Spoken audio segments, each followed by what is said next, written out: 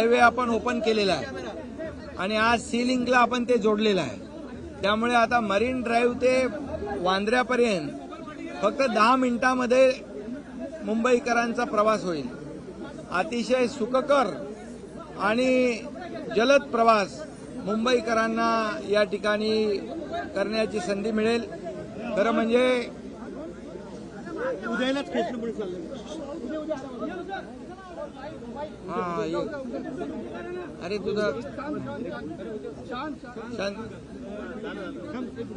त्यामुळे आजचा जो लोकार्पण जो आपण सी लिंकला हे जोडतोय, यामुळे मरीन ड्राईव्ह ते वांद्रे सी लिंक हा प्रकल्प लोकांना मोठा दिलासादायक आहे. आणि यामध्ये जे पाऊण तास 1 तासाचं अंतर फक्त 10 मिनिटांमध्ये हा प्रवास लोक करतील.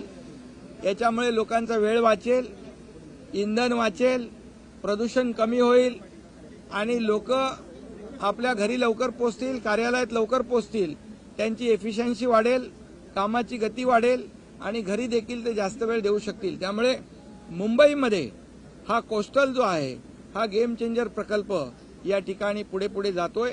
आता पुढे वर्सोवाला जाईल. वर्सोवा ते विरार म्हणजे भाईंदर टू विरार हा देखील प्रकल्प आपण पुढे नेतोय. त्यामुळे भविष्यामध्ये मरीन ड्राईव्ह म्हणजे मुंबई ते वर्सोवा हे जे काही 2-3 तासाचं अंतर फक्त 40 ते 50 मिनिटावर आपण पार करणार आहोत. त्यामुळे अशा प्रकारचा हा अतिशय महत्वाकांक्षी गेम चेंजर प्रकल्प मुंबईकरांना आज उपलब्ध होतोय. खरं म्हणजे आमचं सरकार महायुतीचं आल्यानंतर मुंबई आम्ही फोकस केलं. आज हा जर ब्रिज आपण पाहिला तर वरून जर पाहिला तर आपण कुठे विदेशात परदेशात आहोत का अशा प्रकारची याची घडणावळ केलेली आहे या ब्रिजची. आणि सर्व ॲडव्हान्स टेक्नॉलॉजी या ठिकाणी वापरलेल्या आहेत. हा मोठा जो काही आपण हा आर्क पाहतोय तो देखील तयार करून इथे असेंबल केला आहे. म्हणजे जलद गतीने काम होण्यासाठी हे आपण केलंय. कोळी बांधवांची देखील मागणी होती. नेव्हिगेशन स्पॅन त्यांचा 75 मीटरचा होता, तो त्यांना 150 मीटर पाहिजे होता. कारण ह्या पावसामध्ये वादळामध्ये बोटी एकमेकावर आदळू नये ते देखील त्यांची मागणी आपण पूर्ण केली. आणि त्यामुळे स्थानिक भूमिपुत्र जे आहेत आगरी कोळी बांधव त्यांना देखील या प्रकल्पामध्ये न्याय दिलेला आहे. आणि म्हणून सकारात्मक भूमिका घेऊन काम करणारे आमचं सरकार आहे.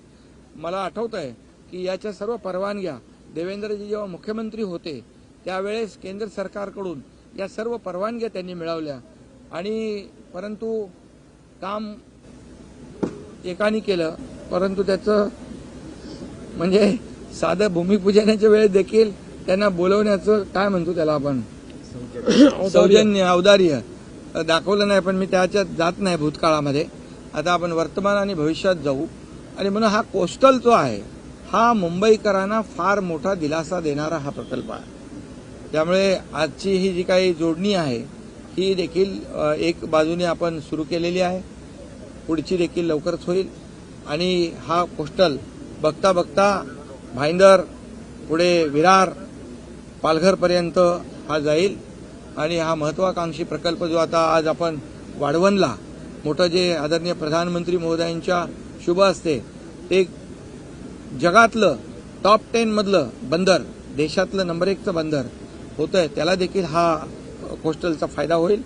आणि त्याचबरोबर मुंबईमध्ये आम्ही खड्डेमुक्त मुंबई या ठिकाणी आमचा जे काही ॲक्शन प्लॅन आम्ही तयार केला आहे.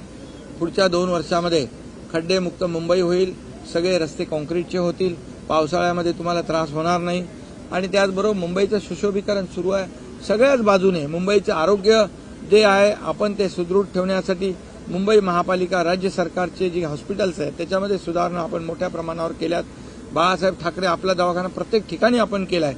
त्यामुळे मुंबईचं प्रदूषण कमी होण्यासाठी आपण सर्व उपाययोजना केल्यात. त्यामध्ये डीप क्लीन ड्राईव्ह हे देखील आपण त्याच्यात इन्क्लूड केलं. आणि त्यामुळे देखील प्रदूषण मुंबईचं कमी होण्यास मोठ्या प्रमाणावर आज आपण झाडं लावतोय. मुंबई महापालिका लाखो झाडं लावण्याचं टार्गेट त्यांनी केलंय. मला वाटतं किती गगराणीजी किती लावले मुंबईने? आतापर्यंत 1.5 लाख झाडं लावली आहेत.